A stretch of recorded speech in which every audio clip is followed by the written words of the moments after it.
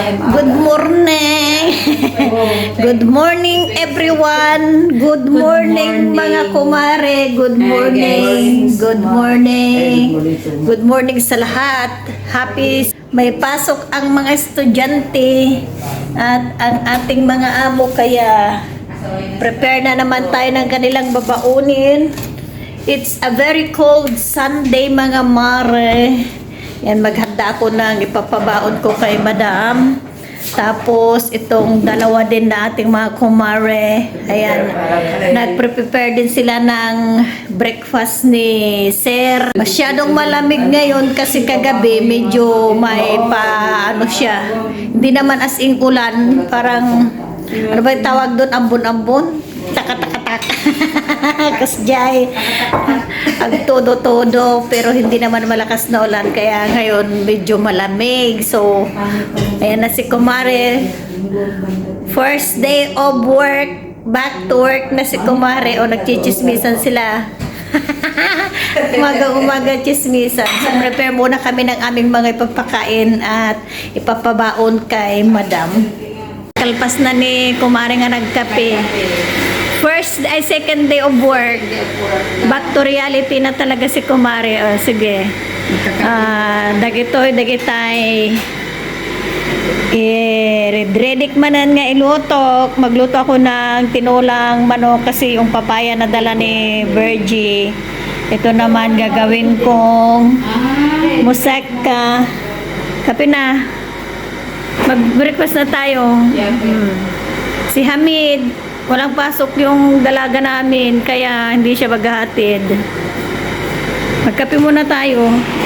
Ang pumasok lang si madam, kaya Only madam go. only madam go. Yung dalawang bebe, walang pasok. Check ko muna yung aking nilalagang kamuti. Ayan, hindi pa luto. Thank you kay Melanie Hidalgo sa kanyang binigay na kamote pasalubong sa amin. Yun, nilalaga ko para pang breakfast. So breakfast muna tayo mga mare. Breakfast na. Breakfast. Hintayin natin yung kamuting maluto. Mabilis lang yun. O mamaya maluto na yun. Breakfast na tayo. Yung kamote luto na. Wash dressing na lipstick na para sa kaya mayroon ako, pero maganda rin, parang may gamot siya. Pag nagtitingin kasi ako sa mga TikTok, sige. Habang nagbre-breakfast, nagmamarites tong dalawa. Yung mga lipstick daw. Kamuti guys, ito na ang aming breakfast. Very healthy. Breakfast, masarap kain ng kamote, lalo na malamig, at saka uminom ng kape. Breakfast muna tayo guys, mga mare breakfast. Raining day, Qatar. Ayan, biglang umulan na naman, pero hindi naman malakas yung ulan at malamig. Pero ako, tinanggal ko yung jacket ko kasi habang nagtatrabaho ako para akong naiinitan. Pero paglabas ko, yan, malamig pala. So, ulan. Ay, umuulan pala. Tingnan natin ang ulan-ulan. Hello, Charlotte. Hi. Tingnan natin yung ulan. Yan, umuulan na. Hindi ako makapagsampay. Naglaba pa naman ako ngayon. Yan, umuulan. Tapos may kunting hangin-hangin siya, kaya maginaw.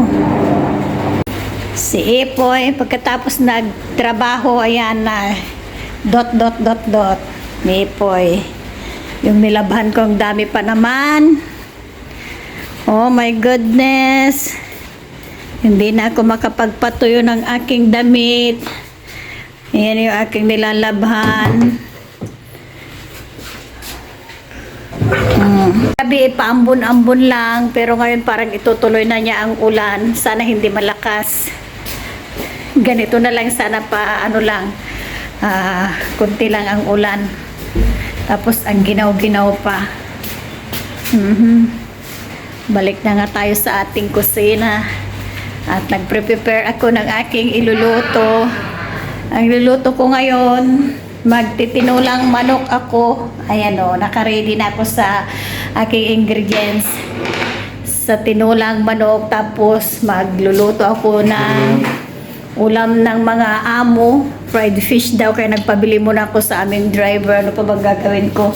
Magano pala ako ng talong. Asan na yung talong ko? Asan na? Ito pala, nahihilo na tayo mga mare. Ayan, oh. I-bake ko ito kasi isasahog ko sa gagawin kong musaka. Ang tawag nilang musaka, hindi ko lang sabihin sa English. Basta yun na, musaka. Ayan, oh. Yung may ano ito, sahog na patatas. Parang bechamel na klase. At lalagyan ko ng patatas, tapos yung ground meat na igigisa ko pa, tapos lalagyan ng bechamel sauce at ibibik yun na. Itong pinaka ano ni Madam lunch niya mamaya. Ang ating pagkakaabalahan na iluluto mga mare, at ano pang kukunin ko. Yung aking forever pala, nakalimutan ko ng uminom ng gamot. Ang oras ay mag alas 9 na. Nakalimutan ko to. Kaya inom tayo mga mare, kasi hindi tayo inom, hindi nahahabang ating buhay. Charot. Itong ating forever, kaya kailangan nating inumin. Huwag palampasin. Para ito sa aking high blood maintenance ko to, kaya hindi pwede nating palampasin para humaba pang ating life. Charot. Na yung aming driver, pinabili ko ng isda. Nagulat ako sa presyo ng isda na pinabili ko mga mare. Sandali at pakita ko sa inyo. Lang oh, 2 piraso na, ang tawag kasi dito na isda ay safe. Iwan ko kung meron doon sa atin sa Pinas. Itong dalawa, nagkakahalaga ng 37 reals. Pag sa peso na, 550 pesos, ganyan. 2 piraso lang ha. At ito naman, yung tinatawag nila dito na, ano ba tong tawag dito? Chanat o kaya kingfish. Ito lang oh, isang buong kingfish ito. Hiniwa sa ganito kalalaki. Ang presyo nito ay 107. Ito lang, ilang hiwa lang. 1, 2, 3, 4, 5, pang-anim yung ulo.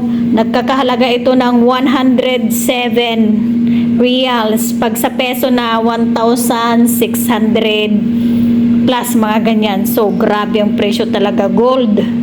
Mga mare, yung isda ang pinabili ko, grabe ang presyo. Ginto, kaya pala bihira kami mag-ulam ng isda kasi nga ang taas ng presyo niya per kilo, grabe.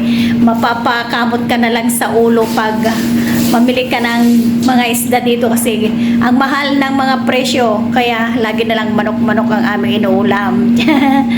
Ang aking katandem na naman dito sa kusina, charot. Magluluto na naman yung aming driver ng kanyang ulam. Ang iluluto naman niya ngayon ay sinunti sawi, Hamid. Ito, leeg-leeg ng manok. Ayan. Oh, isasalo na daw niya ito. Tapos, syempre, ang ating, ang kanyang unleashed chili. At saka, kunti na lang ang kanyang ginagamit na sibuyas kasi mahal na rin ang sibuyas. Sa Hamid, wajid fulo sa kila vegetable. Pala mga vegetable, mga mare, nagmahalan na. Ang taas na ng mga bilihin din dito. At dyan din sa Pinas, kung namamahalan na kayo ng mga mga gulay, dito rin ang mamahal. So yan, lang ako sa air fryer ng patatas. Ilalagay ko nga sa gagawin kong musaka. Tapos ko na rin yung talong na air fry ko na yan. So ready na yung aking mga iluluto. Ingay dito sa labas. Ano kayang ginagawa ni Ipoy? Sandali, tingnan natin. Ito palang pinagkakabalahan ni Ipoy. O yan. Project ko sa school. Project daw niya sa school. Ito pinapagawa ni Madam sa kanya. Ito pala ang mga pinagkakabalahan niya, kaya pala maingay. Oh, sige, dong, baka damot commission mo dito. Isang gulong, kalahating gulong, baka bigyan ka ni ma'am ng 200 na labor mo. Sige lang, sipagan mo. Yan palang ginagawa ni Epoy, yung project ni Madam. Imbis na si Madam ang maggawa, Si Ipoy na lang kay binibiro ko baka bigyan siya ng commission. Ito talaga yung taga-maneho namin pag nagluto. Oh. Ang daming sili. Anghang na naman yung luto niya ang aming taga-maneho. Mahilig kasi sila sa maanghang at saka maraming sibuyas. Na mga mare, maglinis muna ako ng isda at imamarinate. Na dalawa lang naman yung aking lilinisin. Marinate ko to tapos iprito ko mamaya. Dito na si Kumaring Virgie. Magmerienda daw kami ng mangga kaya yan o babalat siya ng mangga. Isali namin itong aming mga taga-maneho. Yan namin sila ng meriendang mangga. Sarap. Sarap. Ito hinog na. Hinog na yan. Hinog na. Ito masarap yung mga ano. Tapos sausaw namin sa ginisang alamang. Yummers. May kay mga ano na ni Maring Daisy. Timangga na natin. Si Ipoy naman, anong kakainin niya?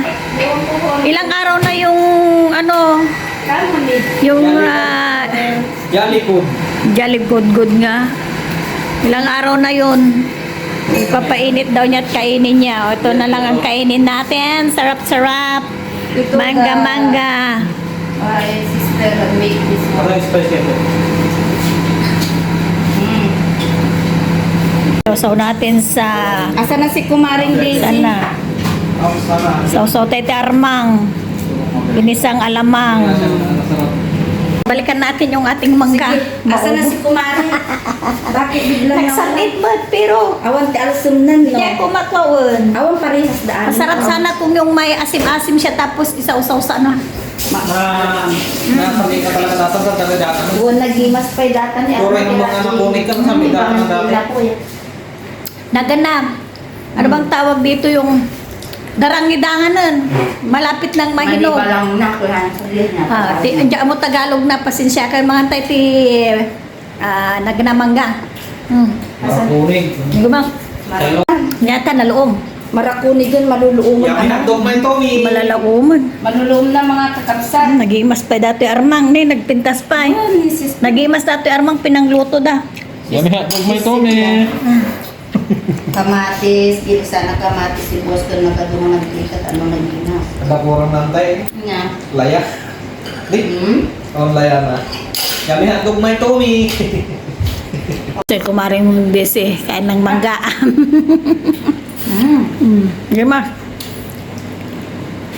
Dataguno na pamukanan-kanan na serviet na loong. Iso ang ginagawa ko. Ito na, no, doon di ako makakain ng mangga marami. Rescue na naman si Kumaring Daisy. Tutulungan niya akong magprito ng isda. Sana yung isda natin dahil. Ito te, Oo. si Tutulungan niya akong magprito ng isda at ako naman ay ano yung musaka. I-prepare ko. Ay, ano ba yun? Prepare. Naluto na pala lahat. I-bake ko na lang. Ihilera ko lang siya sa Pyrex. At yung katandim ko dito nakaluto na sana yung niluto niya. natin nahipos ayun sa ilalim. Bakit yung nilagay dito yung niluto niya? O, ito na yung niluto ng aming driver. O, yan yung leeg-leeg ng manok. Muna kita dyan, Kumare. Thank you for helping again. Dahil ihihilera ko yung aking gagawing musak. Ayan na mga mare. Yan. Lalagay ko dito sa Pyrex. Tapos i-bake natin. Check mga mare. 12:10 ng hapon. At nakaluto na ako ng musak. Ayun na. Nilagay ko muna dyan sa oven. Pero patay na yung apoy niya. Para mamaya mainit pa hanggang darating si Madam. Tapos si Kumaring Virgie, si Kumaring Daisy naman tapos na rin nagprito. Tara! Meron pa pala. Dalawang piraso na lang. Yung safi. Yung ulam din namin tinola. Tararat! Ang sarap pa yung mag-ulam ng may sabaw kasi maulan. Parang lumalakas ang ulan niya, no? Silipin natin sa labas. Parang lumalakas naman ata ang ulan. Pero maliwanag naman ang langit.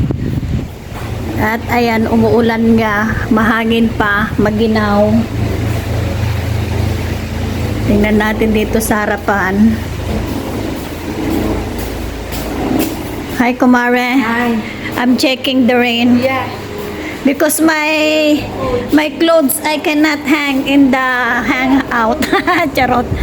Oo, umulan. Pero maliwanag naman ang langit. My clothes is not the hanging on the line. Charot lang. Hindi ko na maisampay yung aking Yeah. mga damit. Sarap matulog. Kasi malamig tapos umuulan. So yun, nakaluto na kami. Ang gagawin na lang namin ay maglinis at wala na, maglinis na lang kami tapos kakain na kami ng lunch. Maya pa daw kami kakain, sabi ng mga kumare, dahil nagmerienda kami kaninang ng mangga at mga chips. So busog pa kami mamayang 2:00 ang aming lunch. Relax muna tayo pagkatapos ng maglinis sa kumare. O, nakaprito na si kumare. Halika na ta. Hugasan ko na yan. Ilagay mo dito at akong maghugas.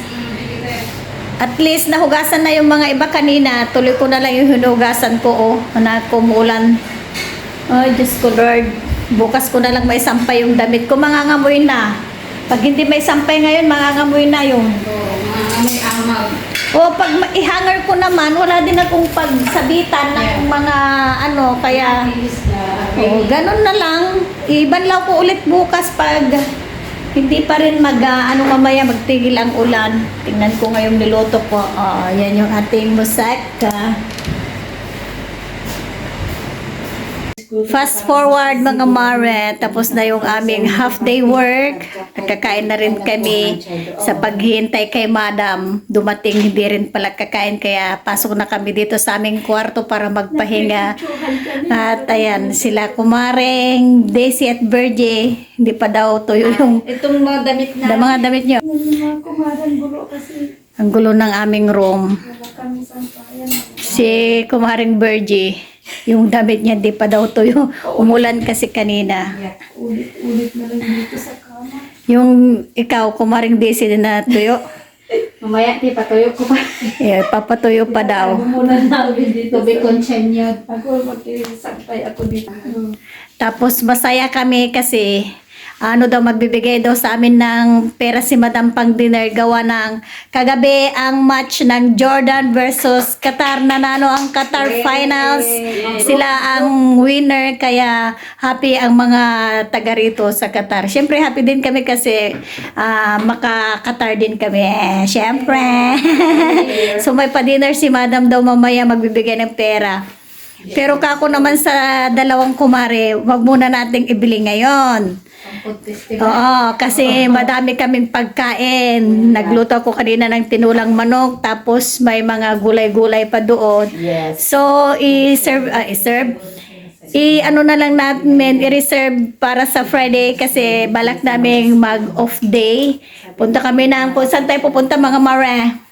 Saan ba, kumare? Sa International Food Festival. Oh, yeah. International Food Festival daw sa Friday sa Albida. So yan lang muna ang ating vlog. Matutulog muna kami ng mga kumare. Wala naman mga mare. Nagigising lang namin, nag-nap kami. At ayan ang ginaw. Kasi umuulan pa hanggang ngayon. Umuulan pa rin. Ayan, umuulan pa rin tapos medyo mahangin. Hello, Lucy. Hi, Lucy. Ew. Hello, Charlotte. Ay, ang lamig. Maginaw, mga mare. Kasi, ay, nako, ang ginaw. Umuulan pa kasi, hindi pa natigil ang ulan. At nandito na pala si Epoy, kakape. Si Epoy, akala ko nagkakape. Kumakain pala ng mais. Lagyan niya ng sili. Na may suka na may sili. Yan Epoy yan. Nagalasanta ka na. Na yung mga kumare. Ang mahardi ka ako, ganyan naman ang... Kape na naman tayo. Magkape tayo ng... ito ang ikakape pala natin. Mga biskuit at mini cupcakes. Andi ka na, kumare. Timpla na kayo. Nakatimpla na ako. Sana yung kape ko. Wala pang oras ng pagtatrabaho kaya kape muna kami ng mga kumare. Kami lilinisan sa Wala na kayong linisin? Tapos na? Andun naman sila lahat sa kanilang kwarto-kwarto para maglinis nga. Halika na kumare, timpla ka na ng kape mo. Coffee na tayo. Coffee. O yung ano pa, ikain ko din ito sa kape. Banana chips. Ay, sobra pa palang kamuti ito. Humilagang kamuti kaninang umaga. Ayaw na tayo ng chef. Till the end of the time. Ano kay klaseng shape ng ano na ito? Masarap naman siya kaso. Hindi naman siya maalat. Pag nawala na yung asin niya. Pingi ko ng konti. Hindi yung klaseng shape niya, tiba, hindi kumari. Ano yung shape niya, shape is. siguro. Ito naman yung ano, cashew nuts, galing Thailand. Galing ng Thailand guys. O ito tom yum flavor na cashew nuts, tapos ito nilagyan ng Sesame. ano-ano yan, sesame seeds. Sarap. Masarap yan. Matamis na may pagkain. Hindi kayo guys, magkape kayo. Ayan na natin sa salo. Ayan, kape. Muulan. Ito rin London mini cupcake. Di ba tinikman natin yan sa may ano, yung pasample nila masarap din. Mas bet ko yan kaysa yung chocolate. Masarap te. Ano yung lagi natin binibili? Ano? Na naman mga mare, fast forward, nagdi-dinner na kami kanina, nagkape, ngayon magdi-dinner na at ang aming ulam, yung ulam namin kaninang tanghali yung tinulang manok, tapos na akong kumain, yung dalawa na lang, kasalukuyang kumakain pa. Ubusin nyo na ito mga ano, para wala nang natira. Ubusin nyo na. Kukunti na lang, may dalawa pang hiwa ng manok. Para maubos na, sige, papakin nyo na lang yan. Huwag na kayong kumuha ng kanin. Yan na lang, sabaw at saka yung papaya. Sayang naman. Kumakain naman kasi Nagbiyahe pa yan, galing ng Pinas. Mahal ang pamasahe niyan. Charot. Kaya ubusin nyo na. Sarap humigop ng sabaw ngayong taglamig. Yeah. kape ka lang, di ko na. Si Virgie, Yeah, nanonood habang kumakain, nanonood. Ang bilis na kayo. Mga mare, tapos na kaming kumain. Wala nang utos yung aming amo, kaya magsasarakan na kami ng aming kusina. Bukas na naman. Tapos na ang isang araw na naman. Good night sa inyong lahat. See you on the next one. Bye-bye. Good night. Good night.